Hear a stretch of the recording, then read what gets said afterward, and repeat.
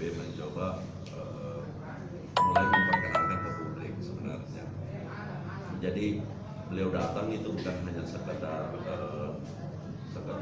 acara formal PKB, tapi bagaimana misalnya kita coba perkenalkan di beberapa segmen-segmen masyarakat. Jadi bisa dilihat di rundown acaranya, beliau akan bicara juga soal Islam dan kebangsaan, misalnya di depan memberi kuliah umum di UNM, kemudian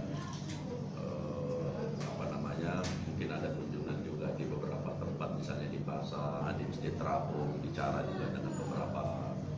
Jadi intinya adalah bagaimana soal terpilih tidak terpilih, soal suka tidak suka itu kan soal lain sebenarnya. Politik itu kan penting untuk lebih mendekatkan jarak sebenarnya antara tokohnya sendiri dengan masyarakatnya. Karena saya kira kita juga semua tahu bahwa kondisi tantangan yang kita hadapi sekarang itu adalah bagaimana politik itu semakin dekat sebenarnya dengan konstituen.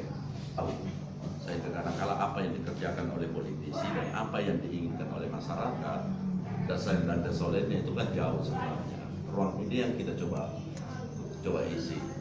PKB ini sebagai salah satu partai yang konsen soal-soal keislaman dan soal keindonesiaan itu penting sebenarnya untuk lebih mendiseminasikan gagasan-gagasannya.